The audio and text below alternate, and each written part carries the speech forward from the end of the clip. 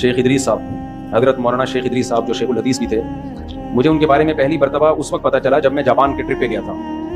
تو جنہوں نے مجھے بلایا ارشاد بھائی ہیں, وہ پہلے شیخ ادریس صاحب کو بھی بلا چکے تھے.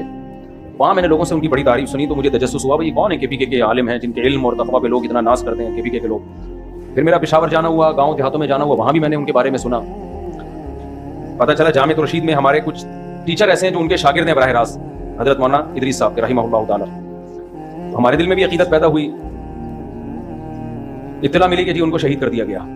شہادت سے پہلے 15-20 دن ان کے خلاف سوشل میڈیا پہ بہت ہی غلیظ قسم کا پروپیگنڈا کیا گیا. ان کا بیان میں نے سنا, بیان تو پشتو میں ہے لیکن وہ بہت آسان پشتو ہے, واضح ہے. اس میں انہوں نے بتایا کہ میں حق بیان کروں گا, پھر فوج کی تعریف کی, آرمی چیف کی تعریف کی. اس کے بعد پھر سوشل میڈیا پہ ان کے خلاف جو طوفان بدتمیزی مچایا گیا ہے ان کے خلاف, شرم کے سارے تقاضوں کو بالا عطا کر کے. تو پہلے میں آپ سے چند اصولی باتیں کروں گا.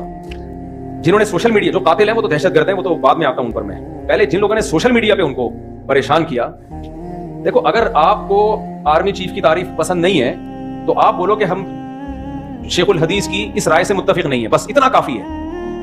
نہ کسی کی عقیدت میں پاگل ہو جاؤ, کسی سیاستدان یا کسی چیف کی عقیدت میں, نہ نفرت میں پاگل ہو جاؤ. ہماری قوم میں اعتدال ختم ہو گیا ہے.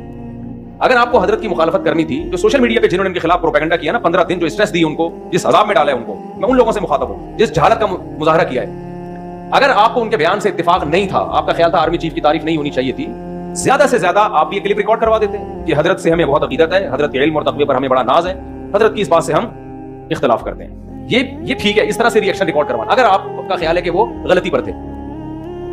لیکن جو طوفان بدتمیزی ان کے خلاف سوشل میڈیا پہ مچایا گیا ہے, پھیلایا گیا ہے, اس سے پتہ چلتا ہے کہ لوگ کسی سیاسی لیڈر کی عقیدت میں بھی اعتدال نہیں ہے اور مخالفت